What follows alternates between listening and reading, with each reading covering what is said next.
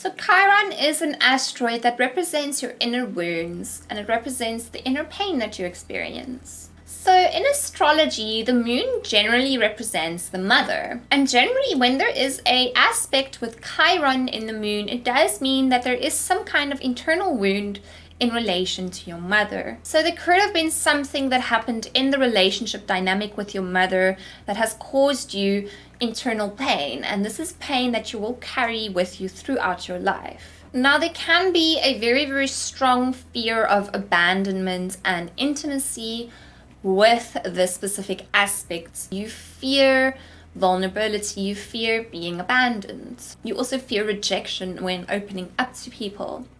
So showing your emotional side, your very, very deep emotional side to others is something that you're very, very scared of. So there is somewhat of damage done to your relationship with the feminine nature in your life.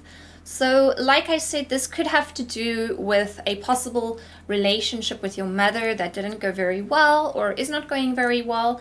And you can have a bit of a struggle relating with or dealing with women or people that are incredibly feminine. So it's difficult for you to relate to the feminine nature or to females per se, as you never really had that close emotional connection with your mother where you were really able to experience the energy of femininity. So the energy of femininity is something that is somewhat unknown or strange to you, or it's something that you can't fully comprehend because you weren't really exposed to it that much, or your relationship with the concept of femininity is damaged. However, the thing is that you do have a very strong awareness of suffering and pain in other people because you have suffering and pain yourself. So you are a very, very empathetic, sympathetic, and caring person towards other people.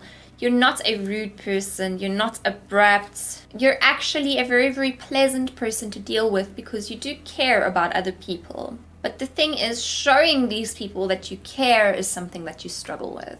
So there can be somewhat of a very, very crucial need inside you for love, for acceptance, and for connection.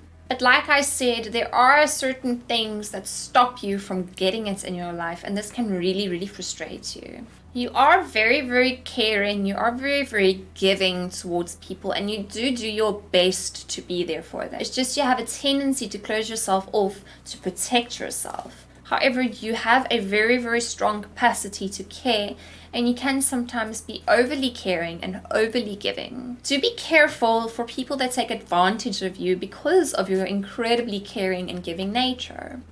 What can also end up happening in your life is you can end up being very involved and interested in the concept of self-healing and self-love because, like I said, you are very aware of pain and suffering and you don't really want to experience this anymore. You want to experience happiness.